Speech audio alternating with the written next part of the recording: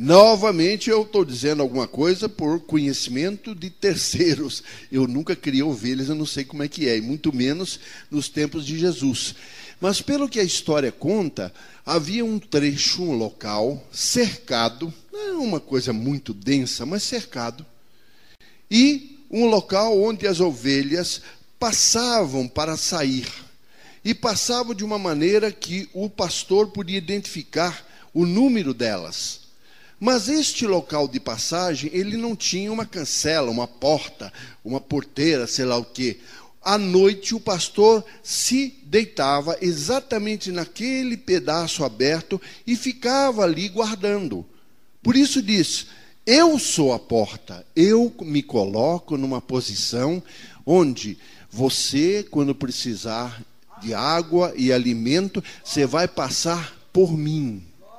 Veja que é interessante que este conceito, é um conceito nada novo, é um conceito do Velho Testamento, de Deus tratar o povo de Israel, que era o seu povo escolhido, do coração e tudo mais.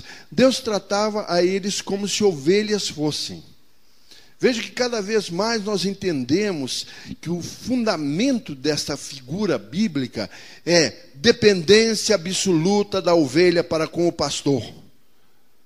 Tem um monte de animais aí que vivem sozinhos, fazem as suas peripécias, não é? Tantos bichinhos aí que se ficarem soltos vão viver muito bem, obrigado.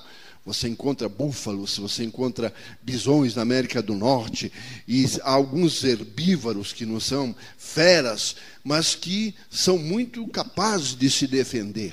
Vão os leões lá atacar as girafas e os búfalos e as zebras, eles correm risco, inclusive, de serem feridos mortalmente. Agora, um bichinho que nem a ovelha, ele não sabe sequer procurar a água, nem a comida, nem coisa nenhuma. E o que diz num dos textos, é lógico que são vários que falam a respeito disso, mas tem um texto lá do Velho Testamento, Isaías, no capítulo 40, verso 11, onde Deus fala a respeito do seu modo gentil e amigo de tratar Israel. E fala assim, como pastor apacentará o seu rebanho, entre os braços recolherá os cordeirinhos, e os levará no seu regaço, no colo, as que amamentam, ele as guiará mansamente. A maneira pela qual, eu sei lá, a gente costuma dizer, tanger ovelhas, não é? Tanger não é fazer como algumas maneiras grosseiras de tratar, não é? De pega lá um chicote e bate ou empurra. Tanger significa aquele cajado tão comum nos textos bíblicos, ele representava uma varinha onde a pessoa indicava a direção. Isto é absolutamente uma realidade do procedimento de Deus para conosco. A Bíblia nos diz que a nossa prosperidade, a nossa bênção, a nossa vitória depende de ouvirmos a voz de Deus, de atendermos aquilo que Deus determina para nós. Ora, a ovelha, ele não chegava, ovelhas, é o seguinte, ordem do dia, hoje nós vamos para tal lugar, não sei o quê, e se alguém não quiser ir comigo, está aqui R$2, vai para o restaurante comer. Não adianta. Deus não diz, ó meu filho, é o seguinte, se você quiser me seguir, você me segue. Se você não quiser, você se vira aí, depois a gente conversa. Daqui a pouquinho a ovelha ou morre de fome, ou chegam os lobos, e chegam os outros, as feras espirituais. E o Pedro diz que o diabo anda ao redor como um leão procurando a quem possa tragar. Todo o acompanhamento das feras que atacam esses herbívoros se baseia sempre nisso. O que fica sozinho, afastado do conjunto, o que está doente, o que está descuidado. Ser ovelha é alguma coisa extremamente positiva. Vocês estão vendo, Jesus diz com toda clareza que Ele trabalha conosco de uma maneira especial, que Ele dedica para cada um de nós uma condição especial.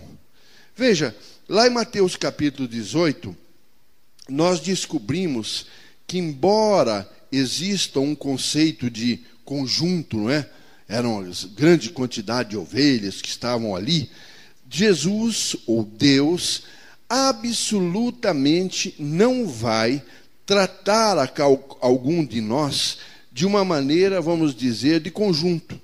Bom, é o seguinte, a igreja está cheia, tem 10 mil membros, tem uns 5 lá que não estão muito bem na bênção, bota eles para fora, vou lá perder tempo com eles. Afinal, ovelha é uma quantidade imensa, eles se multiplicam por aí e tudo mais. Jesus é bem claro dizendo que o cuidado de Deus é minucioso e é pessoal. Lá no texto de Mateus, no capítulo 18, ele diz assim: porque o Filho do Homem veio salvar o que se tinha perdido. O que vos parece?